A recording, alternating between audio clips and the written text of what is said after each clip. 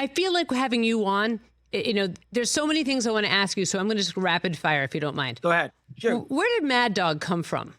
Bob Raceman gave me that nickname back in 1988. I had just gotten to New York a year or so prior, and I was doing a show on WMCA, which used to be a legendary New York talk show back in the 60s. A lot of music, too, but, a lot of great talk show hosts came from MCA. Got a job there, and I worked weekends, 5 to 8, Saturday and Sunday. And Bob Raceman, who wrote for the New York Daily News and covered sports media, found me and gave me that Mad Dog nickname. So when I left MCA about a year, December of 88, I had the nickname a year or so before that.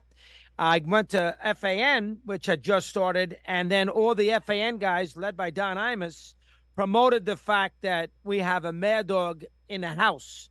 So Raceman to Imus to Mike and the Mad Dog. That's where that nickname came from back in 1988. All right. You need a nickname. You need a nickname in sports talk radio, especially back then. It separates you from the pack, Susie, having a nickname. I got to think of one for myself. Okay. Dog, Doggy, Christopher, Chris. What do you like being called?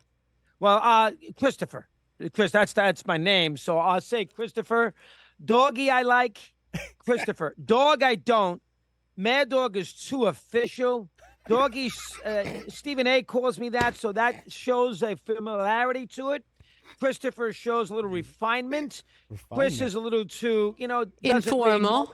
Christopher or Doggy are the two ways I would go. I told you, Chris. I told you. Yeah, but I said Doggy. I told you, and I said, I'm not calling him Doggy. Right. It's just like you and I don't have a relationship. I'd like to have one, but we don't have one. I'm not going to call you Doggy. I'm going to call you Christopher I'm going to have some respect. I'm going to say to you, Christopher, because I want to be formal. They call me a lot of things. I had a nickname in high school. I went to a boarding school in upstate New York. I wore black patent leather shoes, so they called me Gucci in high school. So I have always had, for whatever the reason, I've always had a nickname. My whole life, I've had a nickname for crying out loud. Well, they call me a lot of things behind my back, but I'm not going to say what they are here. Suzy Shuster on the Rich Eisen Show, in for Rich.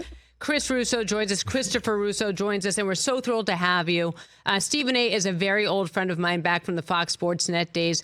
What's the difference between working with him and working with Mike Francesa? That's a good question. Wow.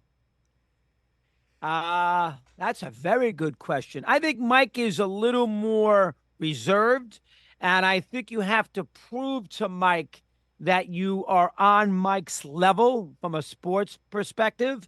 Stephen A. takes you for what you are. He understands that the embellishment of it. Mike can be a little cynical about somebody who yells a lot. Stephen A. kind of loves that.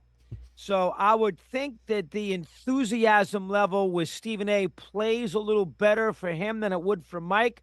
I would think the intellectual level, not saying that Stephen A. is as smart as a whip, but the intellectual level probably works a little better with Mike. To be on Mike's plane, intellectually, sports-wise, that takes some getting. You got to know how to do that, and you got to match that, and that's not that easy. Stephen A., you got to match his enthusiasm and his delivery, which is a different situation. So they're two different little skill sets.